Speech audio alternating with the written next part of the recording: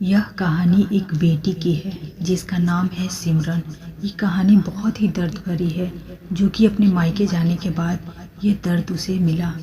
खिड़की के पास खड़ी सिमरन सोच रही थी, भाई दूज आने वाला है, पर इस बार न तो माँ ने फोन करके भैया के आने की बात कही और न ही मुझे आने को बोला। ऐसा कैसे हो सकता है? हे भगवान, सब ठीक हो। सब कुछ अपनी सास से बोली, माँ जी मुझे बहुत डर लग रहा है, पता नहीं क्या हो गया, मुझे कैसे भूल गए इस बार।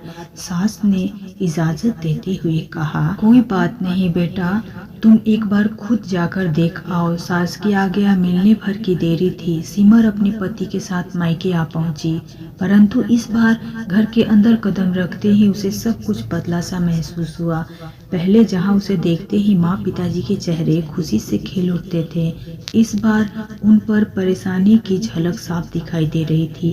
पहले भाभी उसे देखते ही दौड़ी चली आती और प्यार से गले लगा लेती थी, पर इस बार दूर से ही एक हल्की सी मुस्कान दे डाली। भैया भी ज्यादा खुश नहीं दिखे। सिमरन ने जैसे तैसे एक रात बिताई, परंतु अगले दिन जैसे ही उसके पति उसे मायके छोड़कर वापस गए, उसने अपनी माँ से बात की।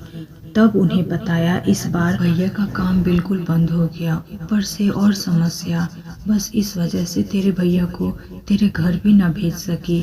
सिमरन बोली, कोई बात नहीं माँ, ये मुश्किल दिन भी दिन जल्दी ठीक हो जाएगा, आप चिंता मत करो। शाम को भैया भाभी आपस में बात कर रहे थे, जो सिमरन ने सुन ली। भैया बोल रहे थे, पहले घर चलाना इतनी मुश्किल हो रहा था, ऊपर से बेटी की कॉलेज की फीस, भाई दूज है, सिमरन को भी कुछ देना पड़ेगा। भाभी बोली, कोई बात नहीं, आप चिंता ना करें, ये मेरी चूड़ियाँ बहुत पुरानी हो गई है, इन्हें बेचकर जो पैसे आएंगे उसमें सिमरन दीदी को त्योहार भी दे देंगे और कॉलेज की फीस भी भर देंगे।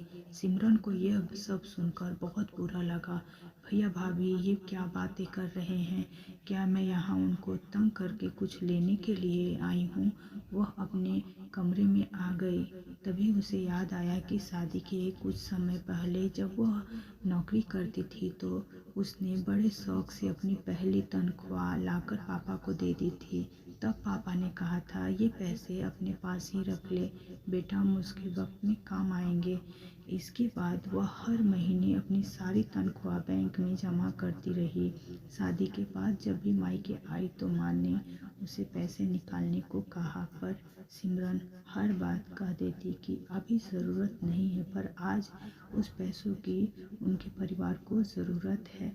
वह अगले दिन ही सुबह भतीजे को साथ लेकर बैंक गई और सारे पैसे निकालकर पहले भतीजे की कॉलेज की फीस जमा कर और फिर घर का ज़रूरत का सामान खरीद कर घर वापस आ गई। अगले दिन जब भैया का टीका किया तो भैया ने भरी आंखों से उसके हाथों में 100 का नोट रख दिया। सिमरन मना करने लगी तो भैया बोले, ये तो शगुन है पगली, मना मत कर। सिमरन बोली, भैया बेटियां मायके शगुन के नाम पर कुछ लेने नहीं बल्कि अपने माँ बाप की अच्छी सेहत की कामना करने। भैया भाभी को माँ बाप की सेवा करते देखते ढेरों दुआएं देने और बड़े होते भतीजे भतीजियों की नज़र उतारने आती हैं। जितनी बार मायके की दहलीज पार करती हैं, ईश्वर से उस दहलीज की सलामती की दुआ मांगती हैं। जब मुझे देख माँ बाप के चेहरे पर रौनक आती है, भाभी दौड़कर गले लगाती है, आप लाड दुलार करते मुझे मेरे शगुन मिल जाता है। अगले दिन सिमरन ने मायके से विदा लेकर ससुराल जाने के लिए जैसे ही दहलीज के पार कदम रखा तो भैया का फोन बज उठा। उन्हें अपने व्यापार के लिए बहुत बड़ा ऑर्डर मिला। वे सोचने लगे, सचमुच बहन बेटियां मायके कुछ लेने नहीं बल्कि अपनी बेशकीमती दुआएं देने आती हैं। जब वे घर की दहलीज पार कर अंदर आती हैं तो बरकत भी अपने आप ही भीतर चली जाती है।